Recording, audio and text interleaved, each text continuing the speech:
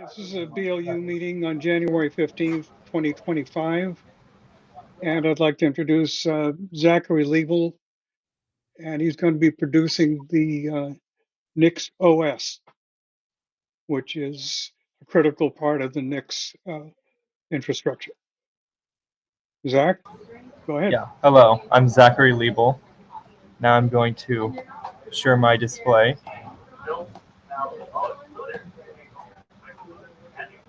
And I will start up my presentation.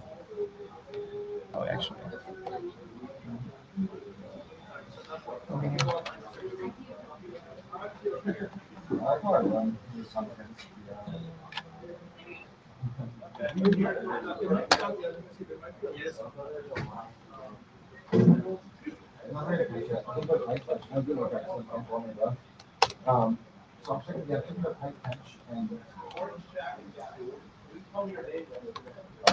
Okay, this is part 2 of 2. Let me make sure. Are we having? Yeah. I'll turn off my camera because my fans are a bit loud on this laptop. And unfortunately, there is a bit of background noise here, but I couldn't find a quieter place. So I'll try to project a bit more. So this is the second part of my presentation on the NixOS and the NixOS ecosystem, which are very intertwined concepts.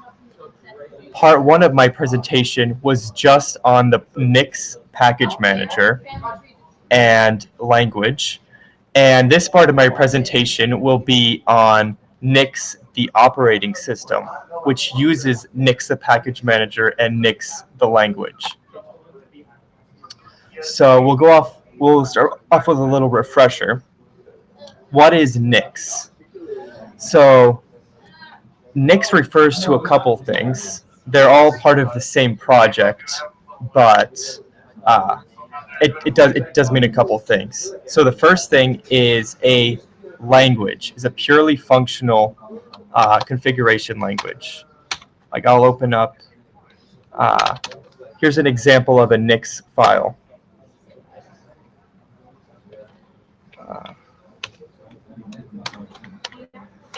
We have here, this is a function. These are some parameters of a function. We have standard syntax. This is actually an array. Here is an array. This is inside of a list. You don't need to know the specifics of this, but this is a real language, and this does have real syntax. Nix is also a package manager. As I'll show right now, I have a program called Yggdrasil.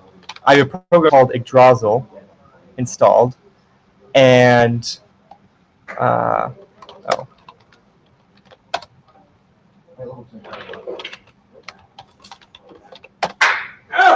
so this is the version provided by PopOS, which is the host operating system that I'm using right now. I'm using PopOS. This is the version of Yggdrasil that is provided by PopOS. Now I'm going to use the Nix package manager, which works just like any other package manager, except it has additional benefits, to install Yggdrasil.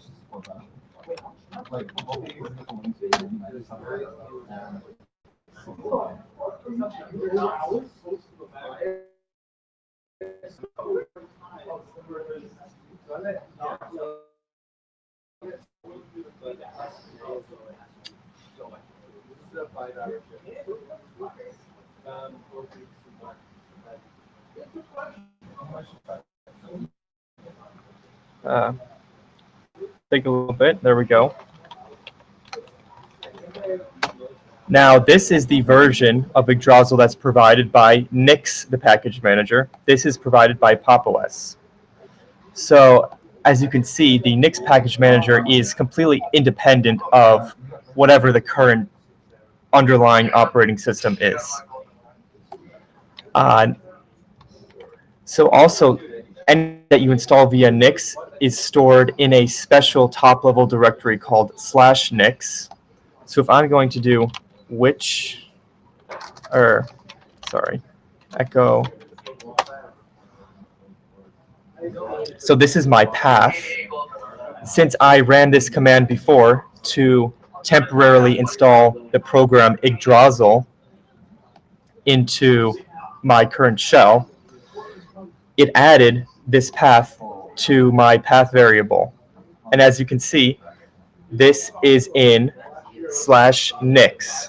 It's in /nix, and it installed Yggdrasil. This is all one, whatever.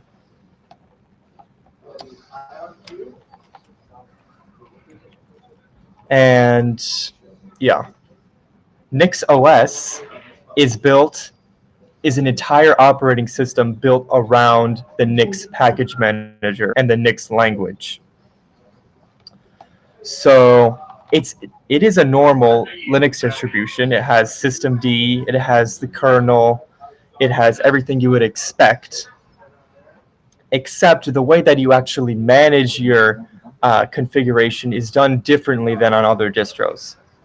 If I'm here on Pop! OS, if I want to, let's say, mount a drive on boot, I would just run this command. Let's see.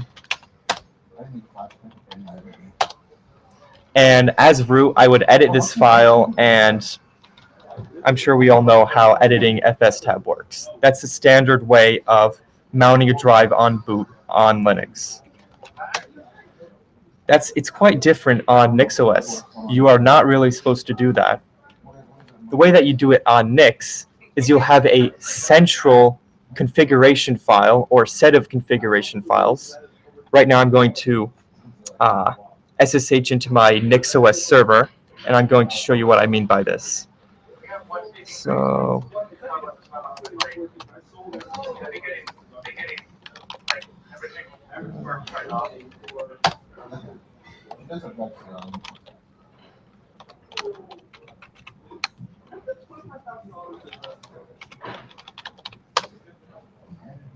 So this is my NixOS server. The host name is Argon. And as you can see, if I cat etc fstab, this is just a normal fstab file. I'll zoom in maybe. Makes it easier to see. This is pretty familiar. But if I lsl, you can see that it's actually a symlink to this other file here. That is not the case on Pop! OS. etc fstab is just etc fstab. On NixOS, it's a symlink. All major system configuration files are actually just symlinks to something that's ultimately in the Nix store. So let's see where etc static fstab leads. It leads to here, /nix/store/this. So etc fstab is ultimately stored right here. So let's learn more about this file. So not only is it located in /nix/store, but you can also see the permissions are read-only, even for root. Whereas if I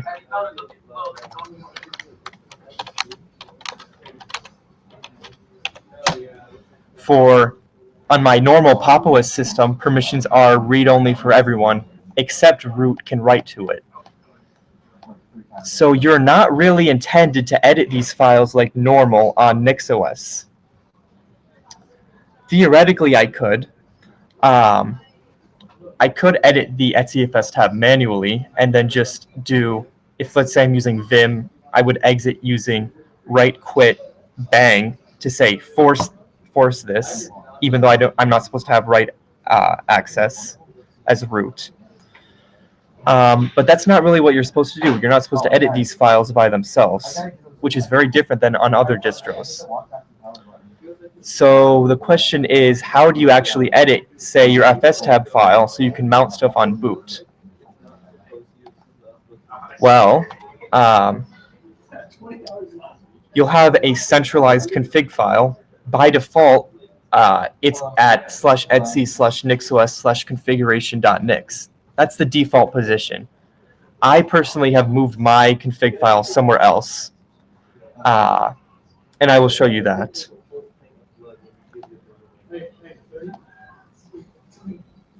And the way that it works is you edit that centralized config file, that NixOS config file, and you run a NixOS-rebuild command.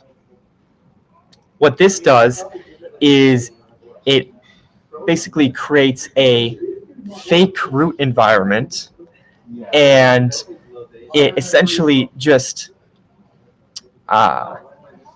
maybe I explain this better in a further slide. Yeah. So when you run the NixOS rebuild switch command, it will evaluate your config file and read the contents of your fully evaluated file and use that to generate the normal, quote unquote, config files that are used by Linux. So I'll show you an example. So I'm going to, I'm SSH into my remote server.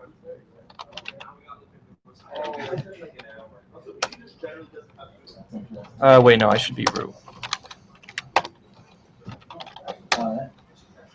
So I'm just going to put a simple comment here. Again, this is not what I'm supposed to do, but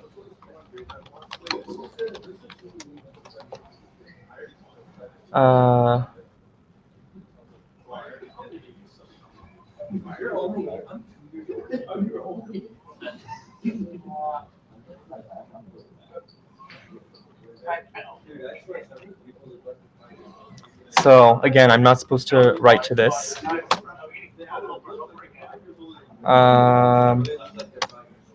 Oh, okay. I thought I would be able to write to it even for the purposes of this demonstration, but I can't. So I guess I just learned something. I thought I would be able to overwrite it.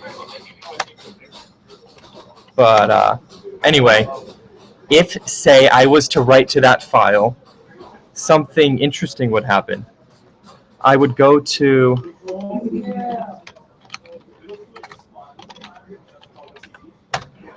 in the directory /persist/config is where I've put my NixOS configuration file.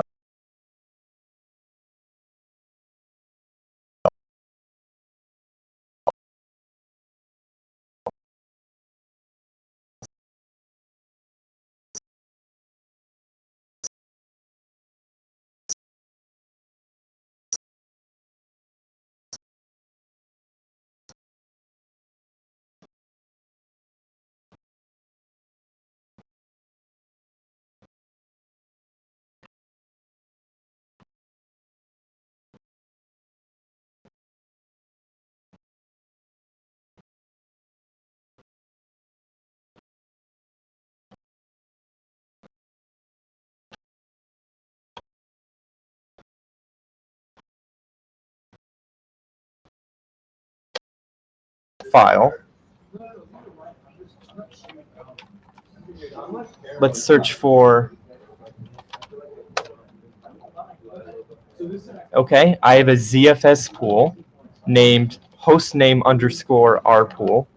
Hostname is a variable that I set. So when we build the system, it will evaluate to argon_rpool. And inside of that ZFS pool, I have a home data set that I want mounted at /home. As you can see, the Nix file and the fstab file perfectly match up.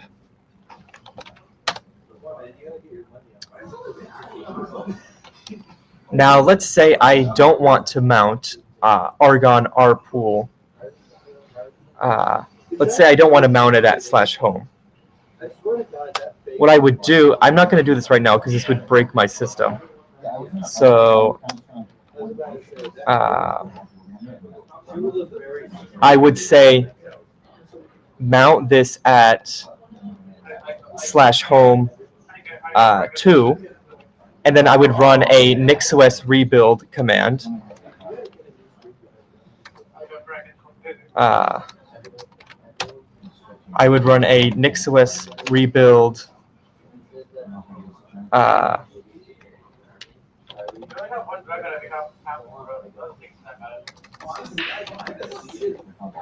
let's see. Can I just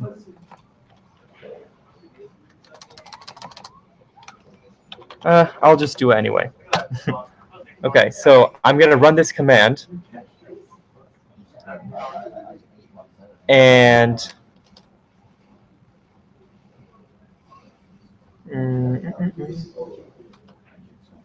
oh my goodness, I don't know why I did it that way. I'm sorry, that was not the way I'm supposed to do it. NixOS rebuild switch. There we go. So the steps that are actually happening here, see the word evaluating? That's very important. Right now it's going through my entire set of config files, those Nix language files, and it's evaluating it into a set of attributes. And once it has that set of attributes, it's going to synchronize all my config files to match up with those attributes. That's what it's doing right now.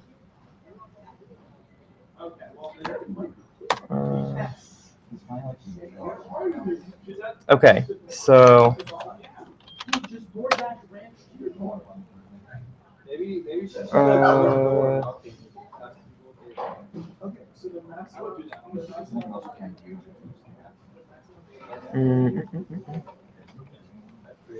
awkward.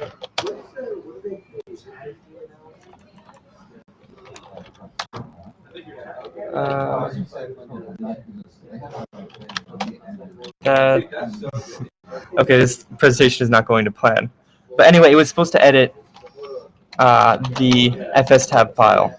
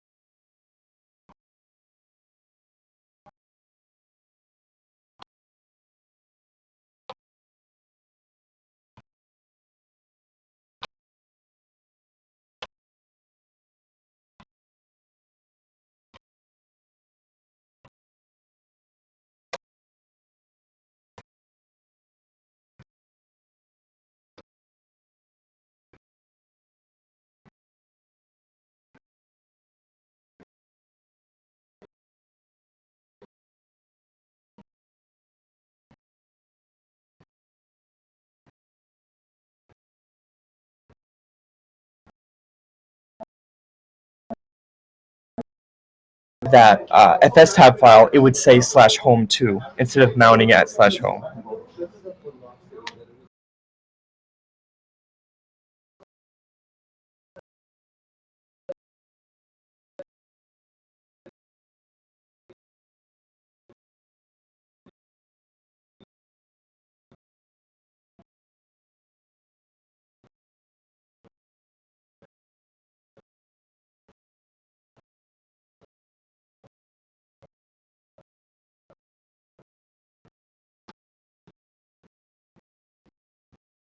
Everything that you could think of.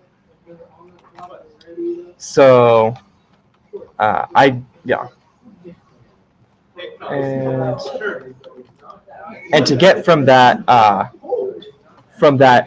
evaluation step, now you have a list of evaluated values.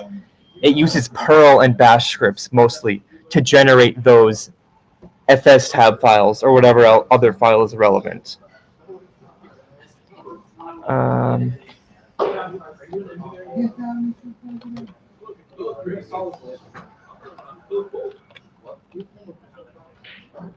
So I will. So now, how do I know? So let's go back to disk, to that disk file. that I was showing you, how do I know what options to specify? How do I know the exact syntax of how to write the exact way of how to mount my drives?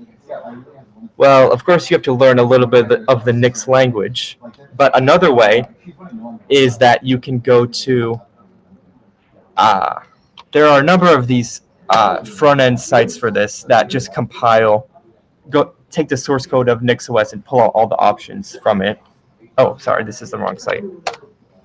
There are a couple of these websites that do this. My favorite is mynixos.com, and it uses a kind of a search engine almost called Noogle, which is Nix plus Google.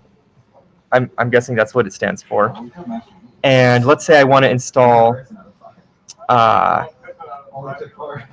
Nginx. How do I know how to set up Nginx on Nix? Well, I can look for, there's a package called Nginx that I install with the package manager.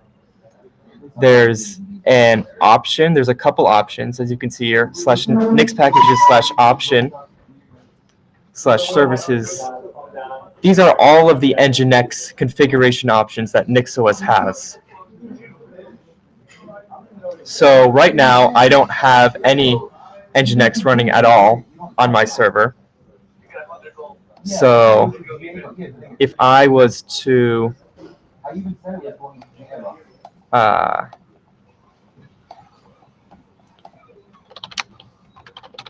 so the server's name again is Argon. If I had to go to my web browser and I type Argon,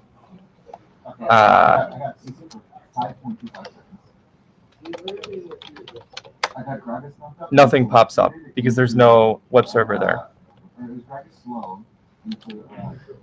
So I'm going to start up an Nginx server on my NixOS host, and it's going to be so easy. It's going to take basically just one step.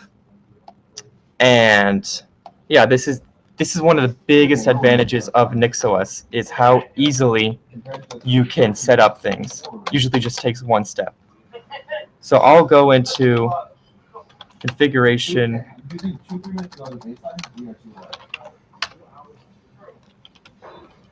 Let's go back to my NixOS to see what the name of the option is. Okay, enable. Enable is just a very basic option which installs the server and starts a systemd service. So the option is services.nginx.enable. So I'm going to type that into my config file.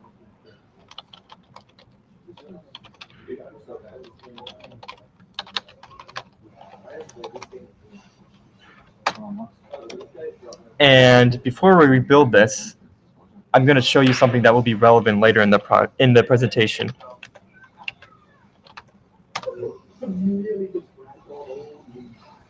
Actually, let's put it through less so we can see easier. So this is a list of generations. What a generation is the state of a system after you build it using the NixOS rebuild command. So every time I build a system using that command, it will save everything that it generates. Remember, it'll look at the config file and it'll generate, say, an etcfs tab file from that. It'll save that into cache, which is stored in /nix. And then every time I want to activate a generation, I will pick the generation number, and there's a simple command I can run to activate it. And it will just symlink all the stuff from cache to my to a fake root, and then just chroot into that fake root. So the entire contents of, say, generation 56 are just laying there in cache, unused. So if I wanted to switch to this generation, I could just run a simple command and it would switch. It would just symlink everything very quickly. But anyway, I'll show you the current generation of 63.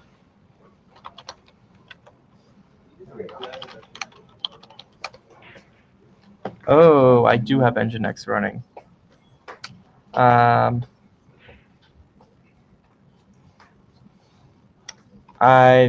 Actually, that's for a JJo server. Okay, let's do Apache. Let's do.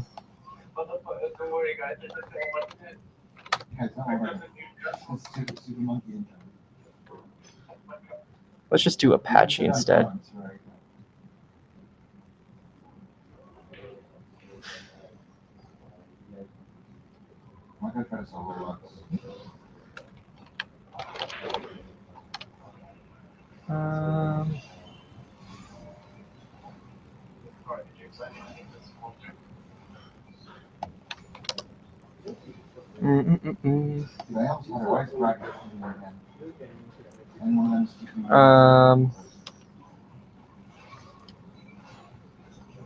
Okay.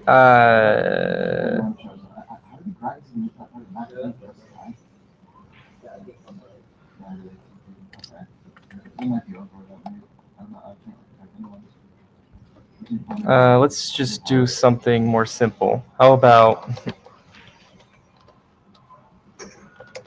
let's do, okay, simple command, lolcat, just to show you what a generation is.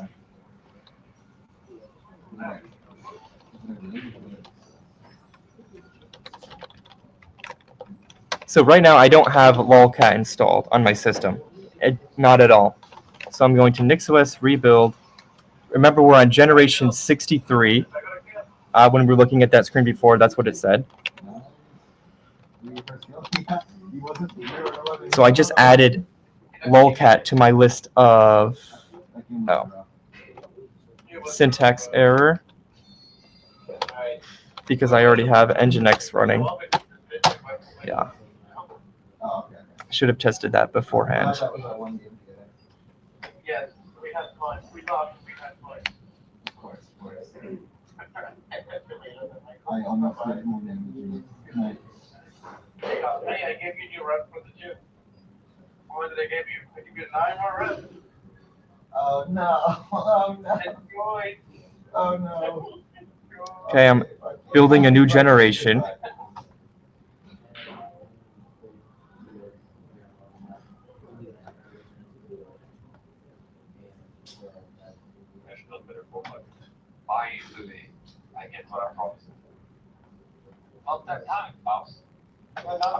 Now I have lolcat installed. So hi. So what this command does is it just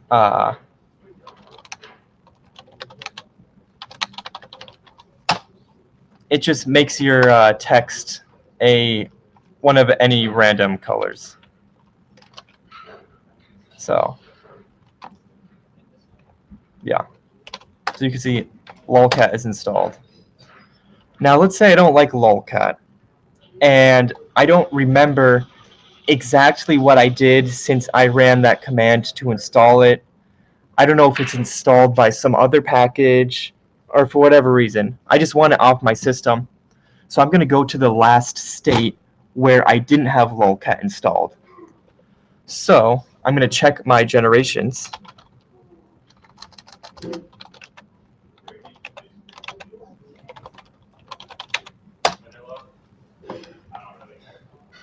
Oh. So we're currently on generation 64. Let's go back to generation 63 because that's when we didn't have lolcat installed. NixOS. Conveniently, you remember that lolcat was the last thing you installed. Oh. Yeah. I should. So there are ways of remembering which generation corresponds with what exactly happened in the generation. I can get into that later if you'd like, but I don't know if there's necessarily any native Nix feature that tells you exactly what happened with which generation.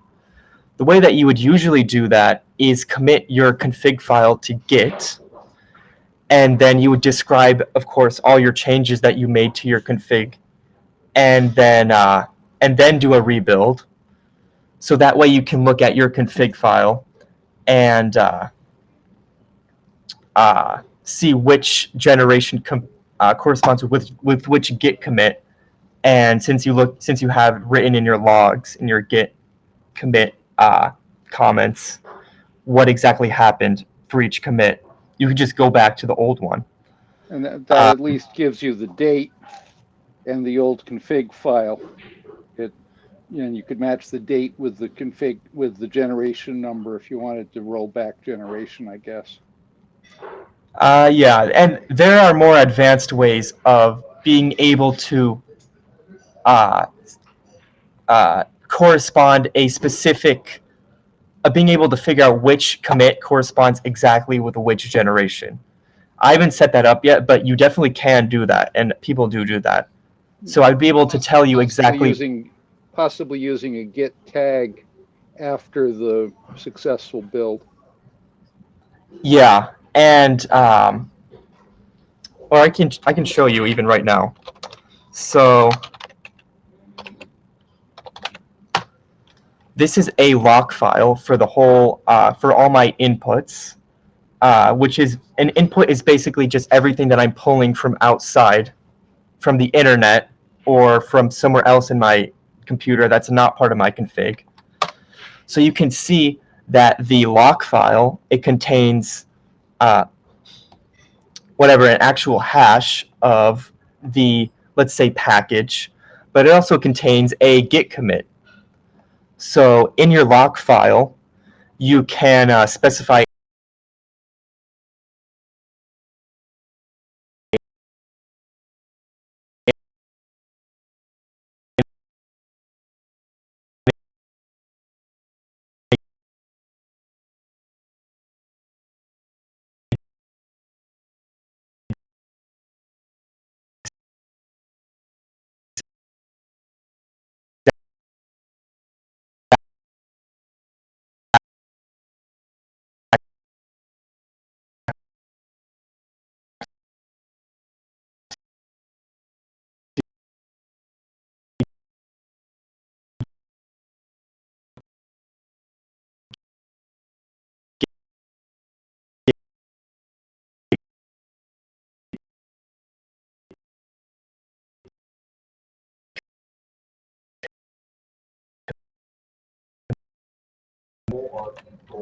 oh, okay. Rollback just goes to the previous generation, whatever it was. Right now we're on generation 64. We're going to roll back to generation 63. But of course, there's a way to specify the exact generation number that you want to switch to.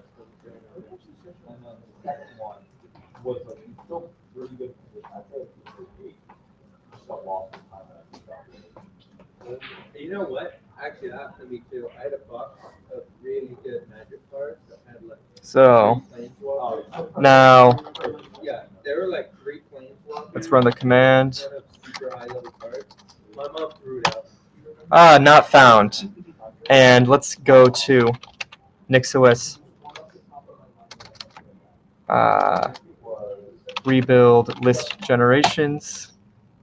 And I forgot to do the less, to pipe it into less. I always forget to do that. But you can see generation 64 still exists. If I wanted to roll forward again to generation 64, I'd be able to do that in one basic command.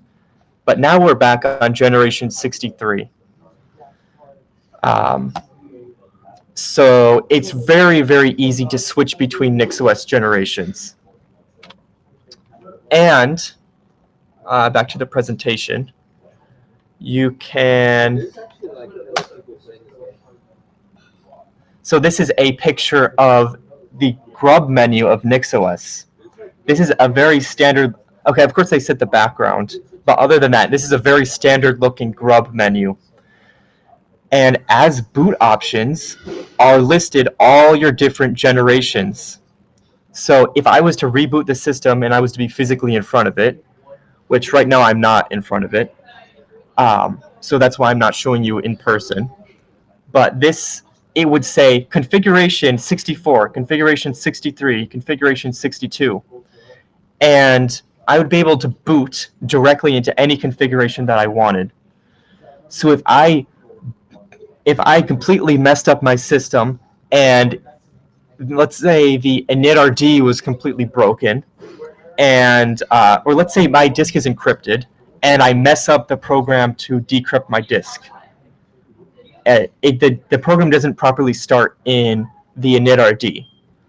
On a normal Linux system, you would have to plug in a USB live stick, and you have to decrypt your disk and cheroot in and figure out what the issue is and fix it, which is quite a lot of steps. With NixOS, I could just choose to boot from an older generation that didn't have that issue, and then I would be able to go into my config file and figure out what the error is and whatever and fix it. But this makes it extremely difficult to break NixOS and make it unbootable. The only way you could possibly break your NixOS config is to break the bootloader. Otherwise, it's impossible. You can just go back to an older generation where it's not broken.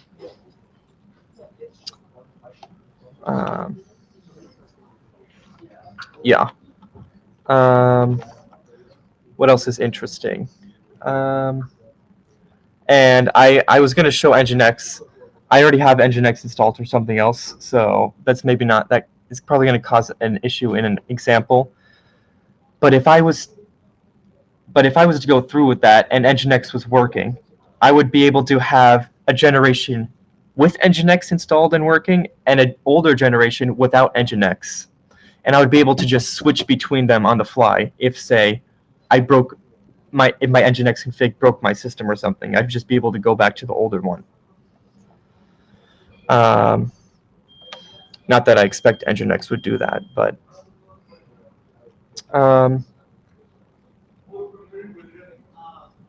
okay. So yeah, now remember that my entire config file, my entire system configuration is just these files. So if I check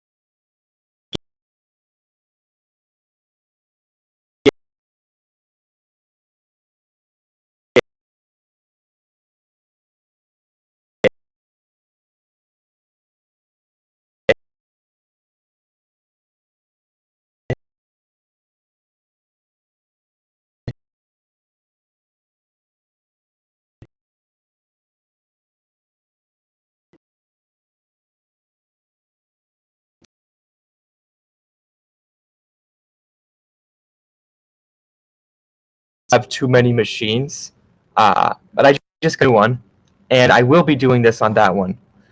This is very common.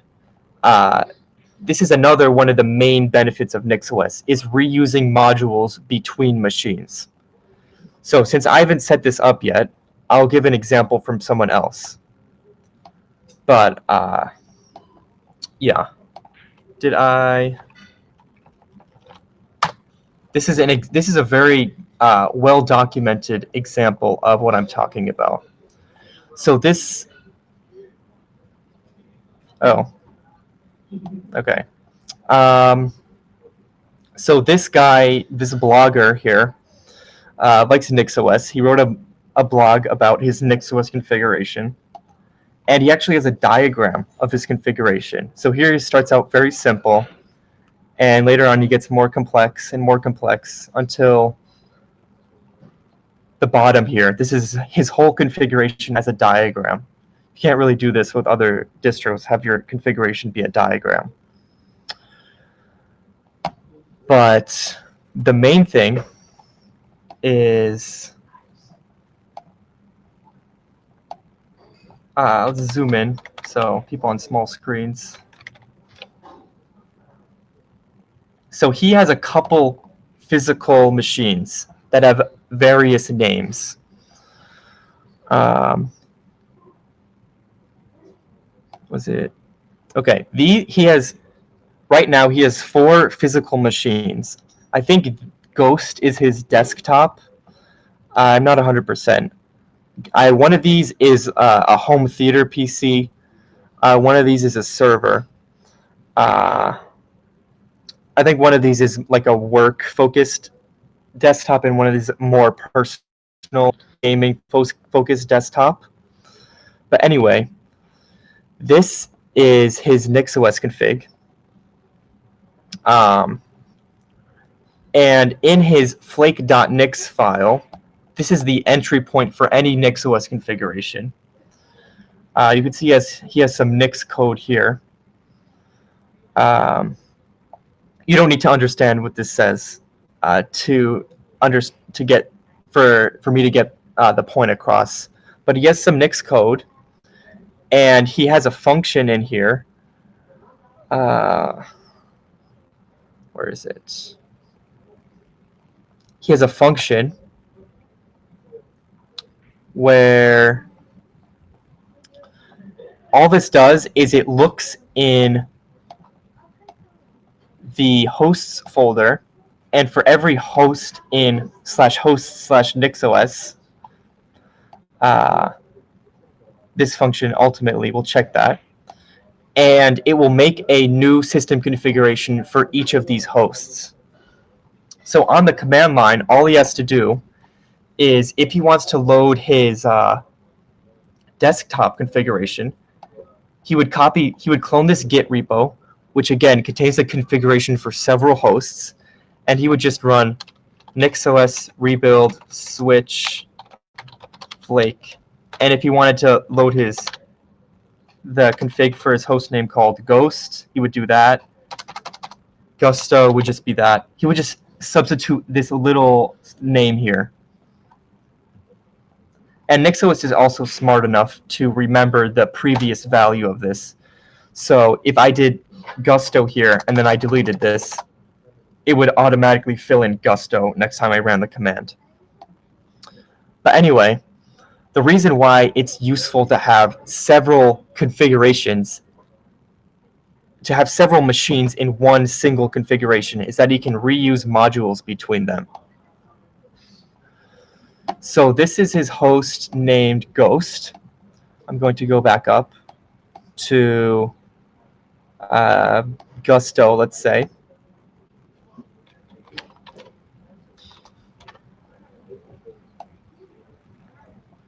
Where is it? Okay. So this page I'm looking at right here, this is for the host name Ghost. This is for the host name Gusto. These are 2 physically separate machines. He's loading some modules here. A module is just a file, basically. So if you look at my configuration, lanzaboot.nix is a module and a file. sops.nix is a module. This is a module. All of these are just, every time you split your configuration into its own file, it's called a module. So he's sharing modules between various machines. So with the Gusto host, he's using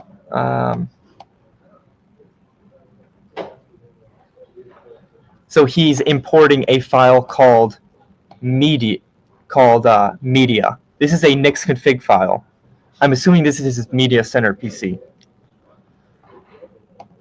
With his desktop Ghost, he doesn't import media anywhere. He doesn't import it anywhere because he doesn't need his desktop PC to be a media center.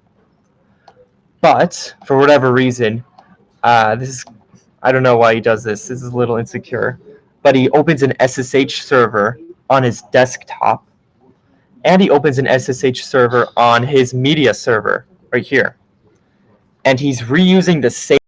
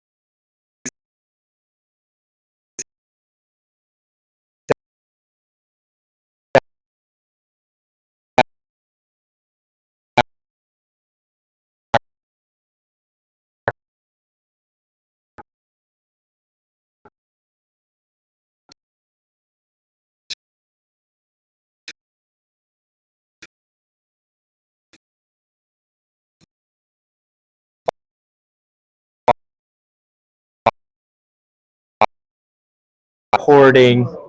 He's doing things that are relevant for a home theater PC. This doesn't make sense to use on a desktop. So he imports that file into his home media PC configuration, but not on his desktop here. Whereas OpenSSH is used on both of them. Home common optional services. So it's on common optional services. OpenSSH. He reuses this file between both configurations. So this is basic SSH hardening. I'm sure we all know that. Disable using passwords. Don't let root log in. Whatever else. And they allow SSH to open the firewall. This is just a basic configuration file for SSH. Now, he doesn't have to rewrite all of this for every single host. He doesn't have to open the firewall for SSH on every single host. He doesn't have to disable passwords on every single host because he just reuses this one config file. And this makes it extremely scalable. Now, as you can see, this one here imports a lot more files than this one because his desktop just has more stuff. But the more similar the hosts are, the more stuff that they can share between them, like SSH, for example. So if you have a lot of very similar systems, if you have a lot of servers, for example, and let's say, I don't know, they're AI servers, and 10 of them have NVIDIA GPUs and 10 of them have AMD GPUs, I'm sure, and you could run all your normal AI stuff, whatever, configure that however you want, and reuse that AI.nix config file between all your hosts, but make a specific NVIDIA.nix file or a specific AMD.nix file and apply that only on the hosts where it's appropriate. So, yeah. Maybe that was a bit much, but the short story is you can reuse a lot of your configuration between hosts, and it's very easy to specify what you reuse and what you don't. That's the long and short of it. And impermanence. Okay, this is kind of a very unique setup that I haven't seen on other Linux distros. Maybe it it makes a lot of sense for immutable distros. I can't really demonstrate it too well right now. Okay. Okay, impermanence. This is a very unique feature of NixOS. It makes it so that your root file system, so I'm going to go, so of course this is your standard FHS file system, except you have a couple extra directories. But I'm sure you all recognize Etsy, you recognize lib, you recognize bin, all of that. And you would think you actually need those directories in order to boot the system.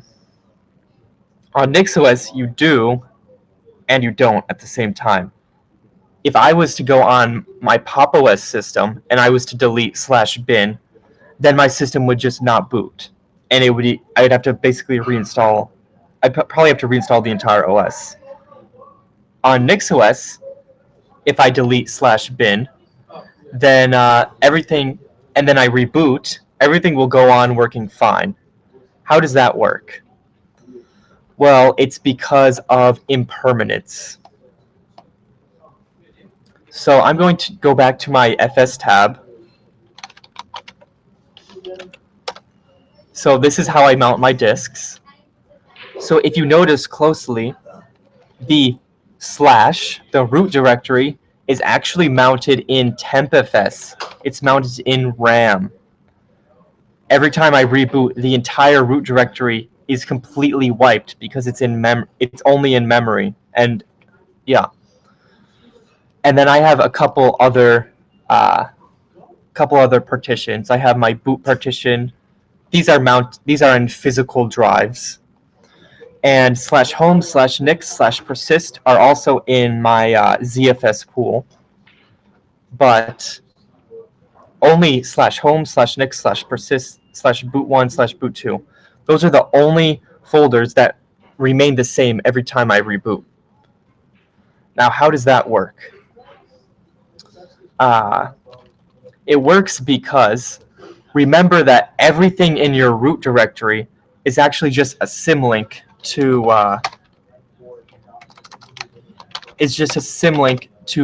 /nix. So let's just lsl mtab. Okay, proc amounts.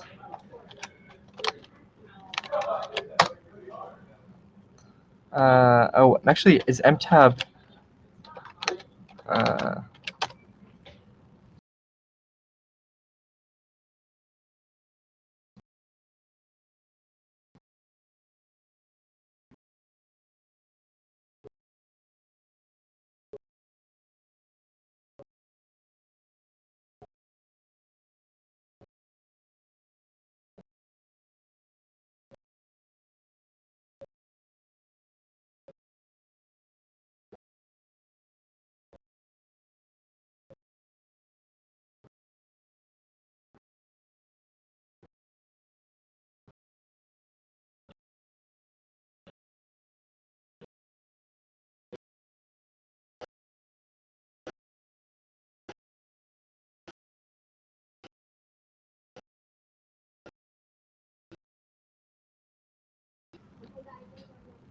the way that NixOS works when it boots. Do I have it in my presentation? The way I don't have it written in my presentation. But when NixOS boots, it will mount /nix first in the initrd. The initrd is just the RAM disk that is loaded directly from the disk, byte for byte, into memory when the system is booting up, and /nix will be in that RAM disk. So when it's booting, every time it reboots, it just symlinks the contents of /nix to these directories. So that way I can have I don't have to preserve these every time I reboot.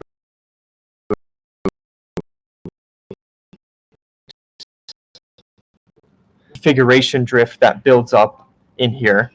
So let's say touch example. Okay, this is a file that I just put here in the top level directory. This is not written in my NixOS config file. So if I was to move to a new system, this would not be moved over. That's very bad practice because now the state of my system is different than my config file. So I want to be very aggressive in eliminating other kinds of state that are not recorded in my config file. So I'm going to reboot this system.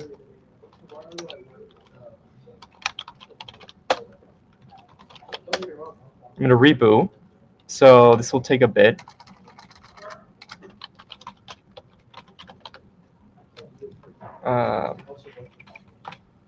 So I have it so I need to decrypt my disk before it boots. That's something that's easier to set up on NixOS than on other distros. But you can definitely set this up on any distro. So I'll just wait a bit for it to get back online.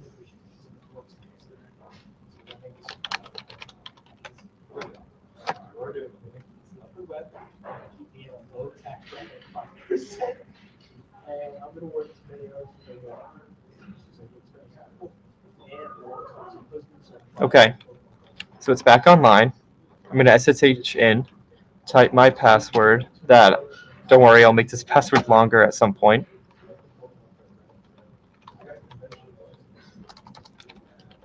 Just in case you're wondering, my root, my top level directory / is encrypted. The only folder that is not encrypted is /boot. So that's why I have to log in and decrypt my root before it boots. Okay. Now, that file example is deleted because it was only written into memory. Because again, every single reboot, the entire the entire top level directory is wiped, and then on boot, it restores the content.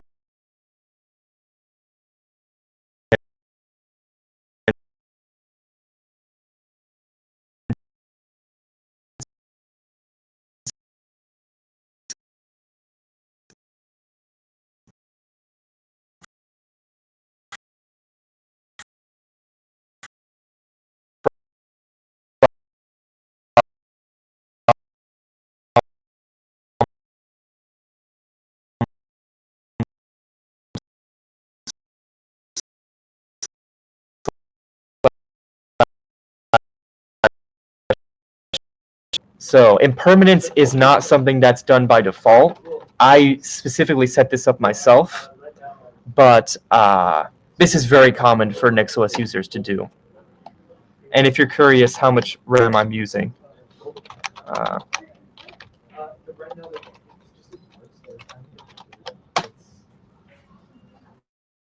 show you how much memory I'm using.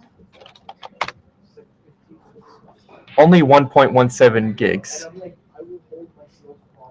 Because even though everything is in memory, it's just symlinked to /nix, which is actually stored on disk. So it doesn't actually use that much memory. And I also have a couple Podman containers running. If you're curious how NixOS performs compared to other distros in terms of performance, here I have a couple containers running because I prefer to use Podman instead of Docker. Yeah, these are the things that are using up a lot of my memory. Now, there's one big design drawback with NixOS that you don't have to do on other distros. This is quite fundamental to the way NixOS is designed, so I don't think this will ever be fixed by default. I think you're always going to have to manually go out of your way to ameliorate this issue. This is something that you don't have to do on other distros. But anyway, so your NixOS config, the thing, okay, up here, this is actually stored when you evaluate your system.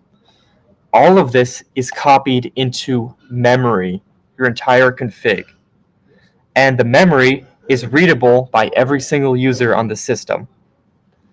I might have, let's see. Okay. I set it up to automatically print the memory location of my configuration file. It doesn't do this by default, but I put some print equivalent of print lines in my config so that I could see where it is. So if I go to this directory here,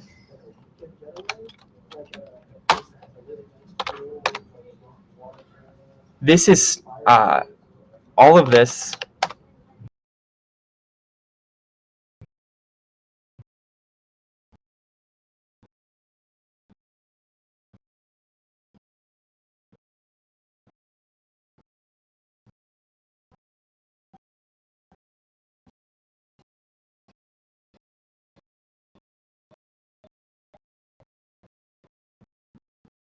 Be wary. You have to basically trust every single user on your system, even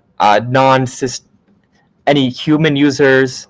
You have to trust that any unprivileged program isn't trying to spy on you. That there's not like some bug or 0-day that can leak your whatever your secrets. This is really quite contrary to a lot of the traditional Linux security models, where you have to make sure you have proper permissions on every file. In order to do that, there is a solution that's really only used in NixOS. So this, where is it? This folder here is so where I personally store my secrets is in it is in modules/secrets.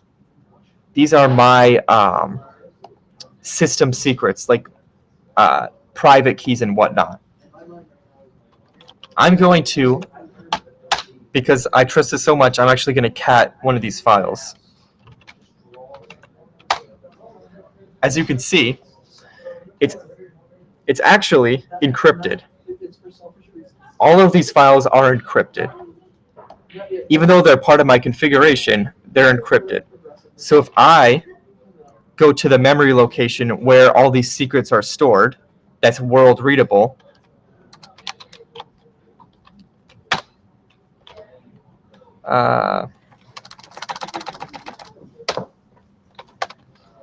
these are all the same secrets. Again, these are world readable to everyone. They all have read access.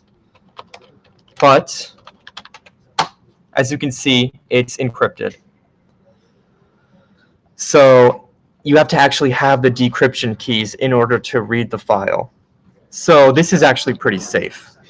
The way that I am accomplishing this is using a tool called SOPS. SOPS is not a NixOS exclusive program, but there is a tool called SOPS-Nix, which does have very good NixOS integration, and is how I did it. So the way that I did it is go back to my config file. This is how I set up SOPS. So secrets equals, this ultimately is just the location of my secrets files on the disk. That's all it is. And let's go to Yggdrasil.conf. This is a good example. This file actually contains a private key, so that's why I wanted to keep it secret. So every time my system runs a rebuild, it actually, let's go to tmux.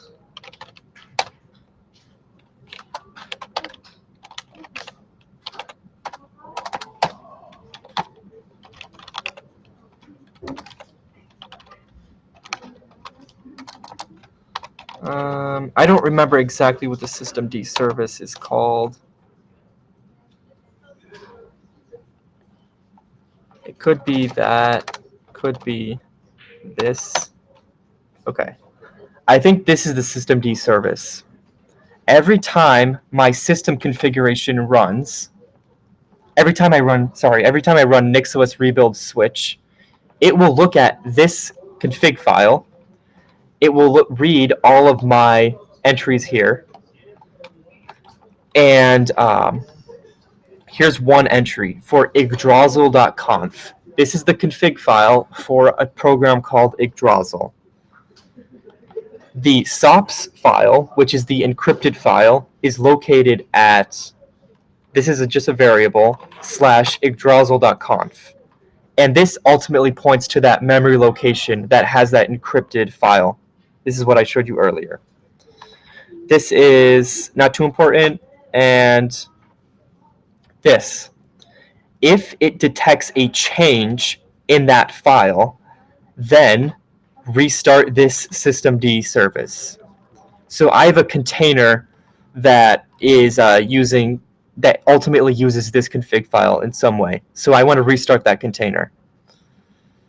And by the way, NixOS has native containers, which is something that's very useful, but I'm not going to get into this right now. But you can just natively describe a container as part of your config. Anyway, what it'll do is if I cd/run/secrets,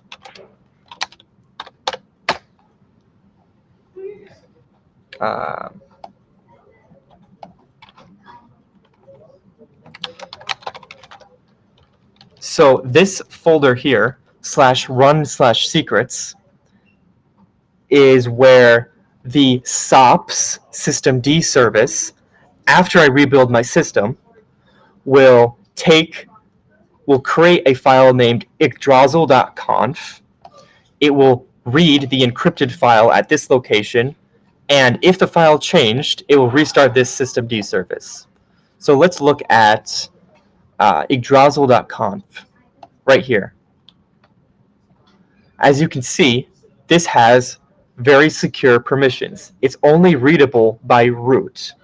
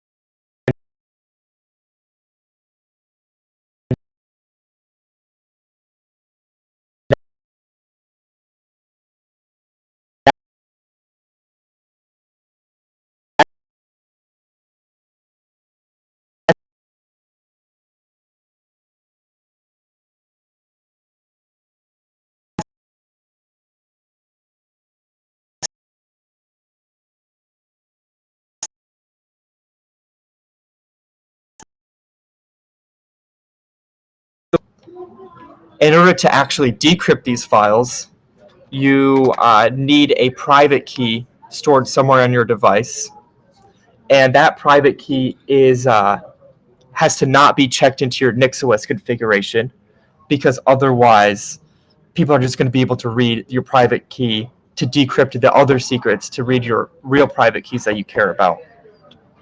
For me, that is, where is it? Where did I define it? So I actually just used my SSH host key as the private key to encrypt and decrypt these files. I'm not going to cat this because this is a real private key. Persist state local secrets SSH. And there's the private key and the public key. And this is just a normal SSH key. So I use the private key to encrypt all of these files and decrypt them. And this private key has root-only read access, as you would expect. So that's SOPs. SOPs is usable in now I'm going to open up my native Pop! OS system. There's an environment. I haven't set up SOPs correctly. So, well, actually, first I'll show you. Let's see.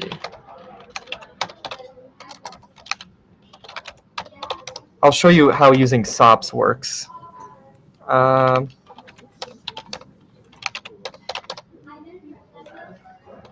So I'm going to cat again.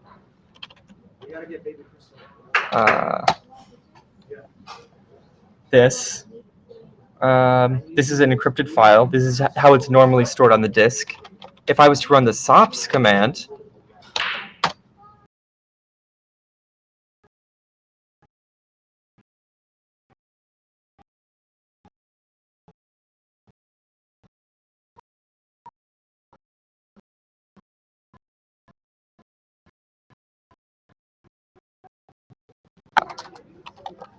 what is it?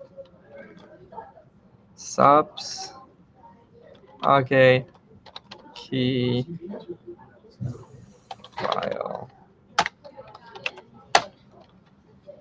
So I'm gonna not look at that file because that contains a real secret. Example.txt. I'll reveal it for this because this is not that important. I'll just change this secret after this presentation is done.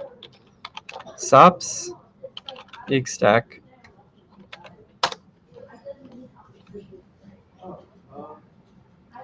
Okay, I'm going to change these private keys after the presentation is over. But anyway, this is just Emacs. And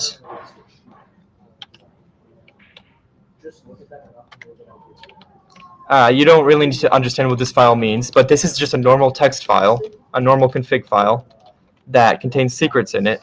So if I was to edit this, it would just be normal. Hello. And quit. And now cat. On the disk, it's actually just encrypted. I can't read it. But if I have the private key, then I can. So there's quite a lot more to SOPs, but this is pretty much all that it has to do with interacting with NixOS specifically. And that should be the end of my presentation. So, any questions? Thank you. That was actually very interesting. It's pretty useful. Yeah, I do have a pretty cool install script, actually.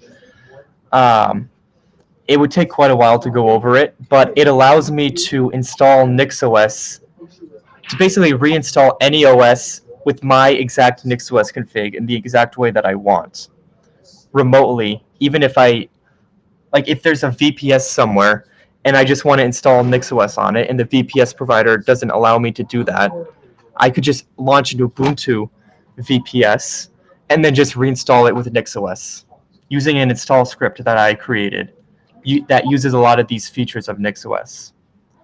I can show it off if you'd like, but that would take quite a while. But there's just so many imaginative possibilities that you can do with NixOS that you can't do with other distros.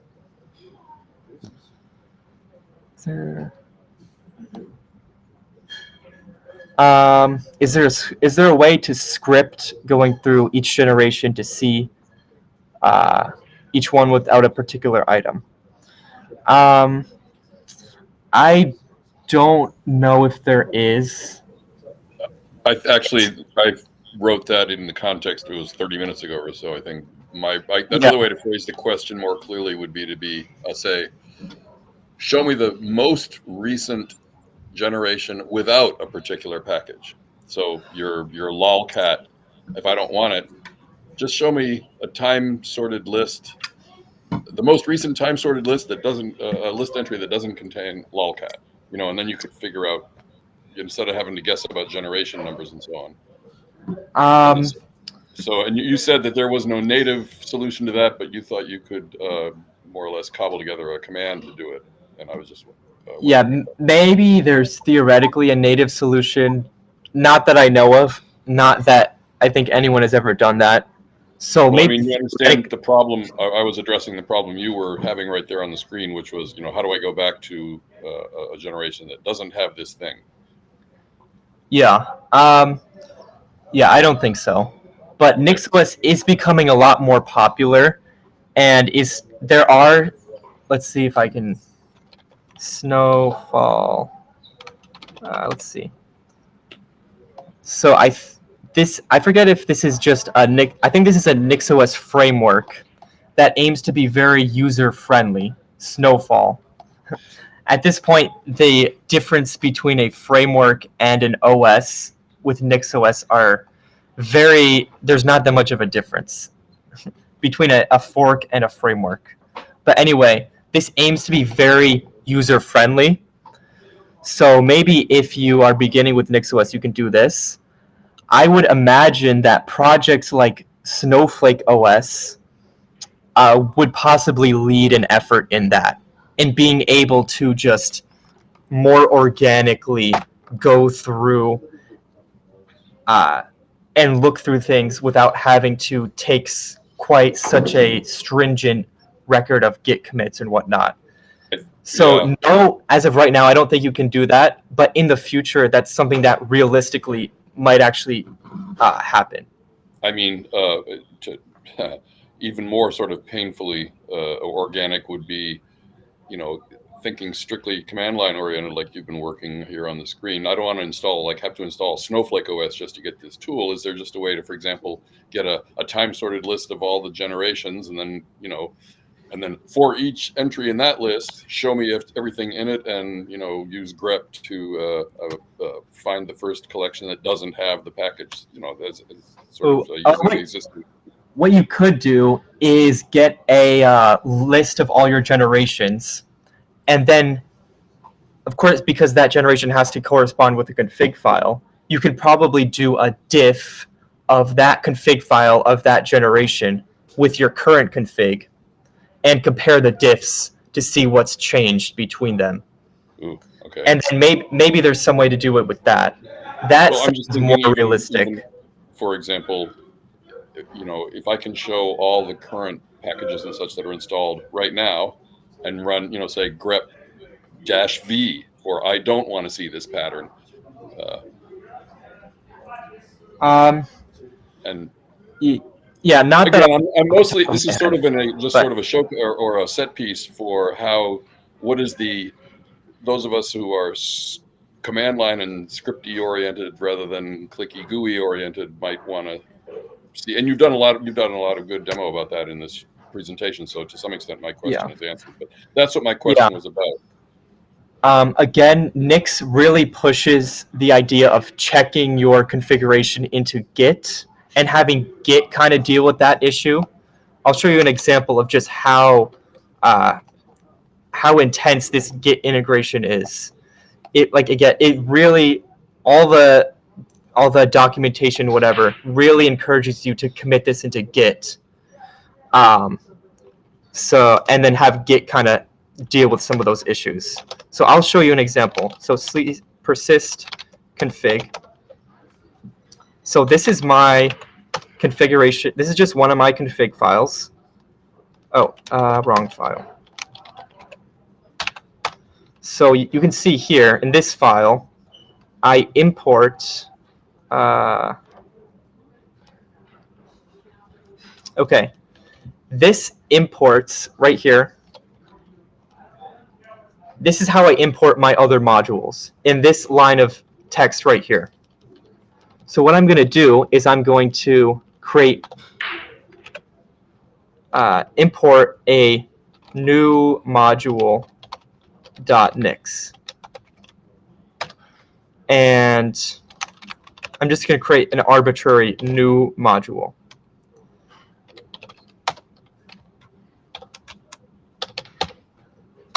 This is the basic boilerplate that you really need for anything. So I'm going to NixOS rebuild switch. And it's going to throw an error. New module.nix does not exist. Well, of course it exists, because I just created it. Because remember, Git checking will solve your problem, I assume. Yeah, I have to actually check this file into Git before it even realizes that it even exists. So I'm going to git add, I don't remember. Yeah, new module.nix. And I'm going to run the same command, and it's going to work fine. So the Git integration is so heavily encouraged that you're really supposed to be using Git to deal with these kinds of things. So, yeah. If you don't check it into Git at all, then it won't throw that error. It'll just ignore everything Git. But once you check it into Git, it'll have all these extra checks and features and whatnot. So you're kind of supposed to use Git to keep track of your changes.